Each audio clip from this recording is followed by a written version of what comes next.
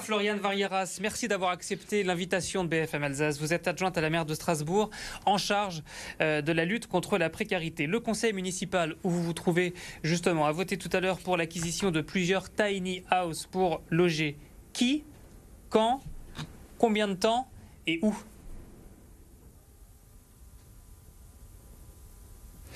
Alors la délibération qu'on vient de voter est une délibération pour accepter une convention de mécénat avec le groupe KS Construction, qu'on remercie d'ailleurs chaleureusement, qui va participer à notre effort de solidarité pour pouvoir acheter entre 5 et 7 tiny house selon les prix qu'on pourra recevoir sur le marché public.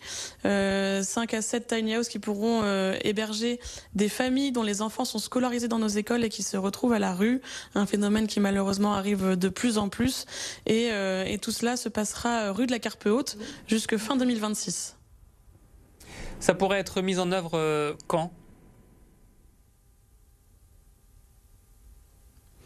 Alors le marché est publié depuis quelques jours, donc on attend les réponses jusque fin novembre.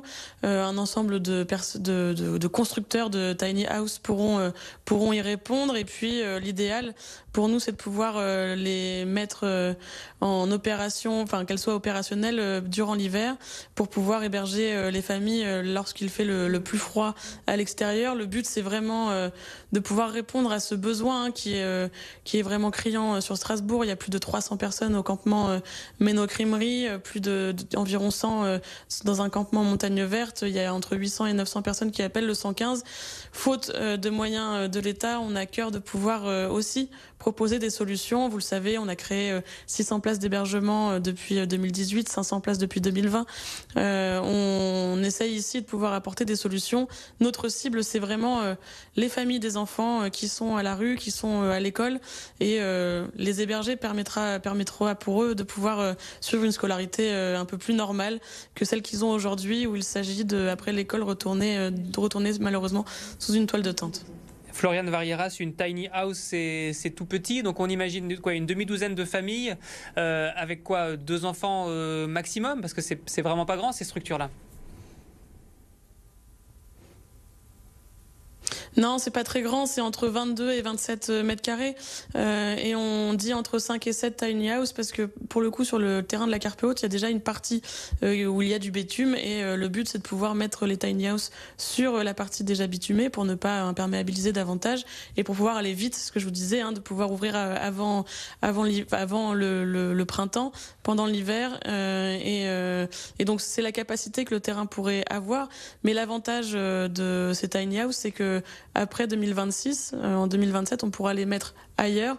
Ici, c'est vraiment une stratégie de pouvoir investir dans de l'hébergement modulable et souple pour pouvoir répondre à des situations d'urgence. C'est absolument pas une réponse structurelle à l'ensemble du problème. On en a déjà parlé beaucoup de fois. C'est l'État qui est chef de file sur cette question-là.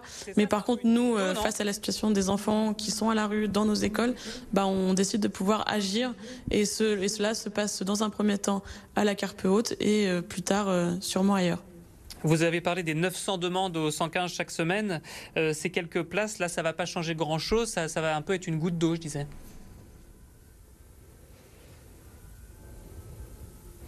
Oui, c'est ce que je disais.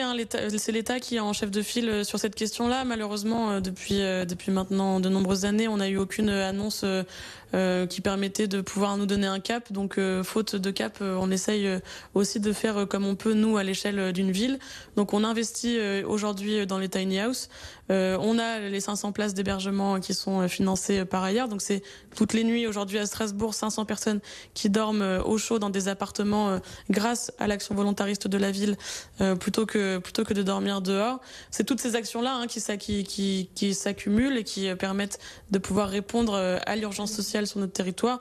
Mais on a très bien conscience que c'est pas nous qui sommes en responsabilité sur cette question-là. C'est bien d'ailleurs pour ça qu'il y a un an, on a mené avec 5 autres grandes villes françaises un recours contre l'État pour pointer ces carences en termes d'hébergement d'urgence. Justement, on va en parler. Juste un mot d'abord des habitants de la Robertso, parce que ça va se passer donc rue de la Carpe Haute dans le quartier de la Robertso. Je voudrais citer Jeanne Barséguian cet après-midi au conseil municipal qui, semble-t-il, cite des habitants de la Robertso à l'annonce de l'implantation de ces tiny house. On ne veut pas de ça chez nous. Ils vont voler nos voitures, ils vont violer nos femmes. C'est vraiment ce qu'ont dit les habitants de la Robertso en entendant parler de ce projet ? Alors fort heureusement, c'est pas tous les habitants de la Robertso qui pensent comme cela, mais oui, j'ai entendu aussi ce genre de propos au café avec la maire le 12 juin dernier qui s'est déroulé avec certaines personnes très bien, avec d'autres de façon un peu plus virulente. On avait vraiment un discours très désinhibé, très raciste en réalité, que certains habitants pouvaient tenir. Fort heureusement, c'était pas la majorité, mais par contre, cela reste assez choquant que dans une ville comme Strasbourg, mais même dans une ville en France, on puisse tenir ce genre de propos, racistes, xénophobes et sans aucune once de honte. Vous avez parlé en préambule de ce partenariat avec KS entendu d'autres choses aussi, mais bon. Qui va participer au financement. Le budget total, si je ne me trompe pas, c'est 480 000 € et une partie, 70 000, va être prise en charge par le privé. C'est bizarre dans une opération de solidarité comme ça de faire appel à de l'argent privé, du mécénat privé. Comment l'idée est-elle venue? Est-ce que c'est normal?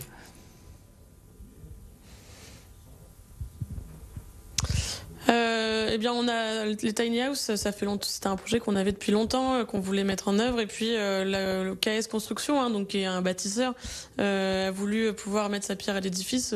Nous, on l'accueille main tendue. Je comprends que des opérateurs de la construction puissent vouloir s'investir aussi dans la construction de tiny house et de pouvoir nous soutenir dans cette démarche. Donc la solidarité, je crois qu'elle n'est pas réservée qu'à certaines personnes. Elle est bien transversale dans notre société et les entreprises du privé ont aussi une part à jouer là-dedans.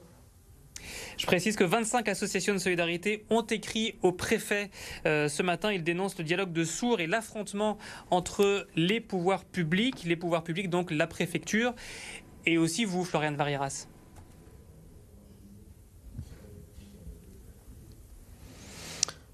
Oui, il y a eu une lettre portée par un collectif interassociatif. La maire de Strasbourg a également rencontré le préfet la semaine dernière pour pouvoir aborder ces questions-là. Moi, je pense que le dialogue sera constructif et j'ose l'espérer pour les mois et années à venir. Il y a un enjeu... Il y a un enjeu de territoire sur cette question-là, mais il y a aussi un enjeu structurel. Et pour le coup, je crois que ça dépasse même la préfecture. C'est tant qu'il n'y a pas d'annonce gouvernementale et tant qu'il n'y a pas de création de places ou en tout cas de création de systèmes alternatifs, je ne vois pas comment on pourra résoudre la question des 900 appels par semaine au SIAO. Même si on est d'accord avec la préfecture, si elle n'a pas plus de moyens sur la question, ça restera assez... Et les choses vont peut-être changer, Floriane Varieras, puisqu'il y a un nouveau préfet et on sait que les relations sur ce sujet entre la ville et la précédente préfète étaient particulièrement exécrables. Merci beaucoup à vous d'avoir accepté notre invitation. Floriane Varieras, adjointe à la maire de Strasbourg.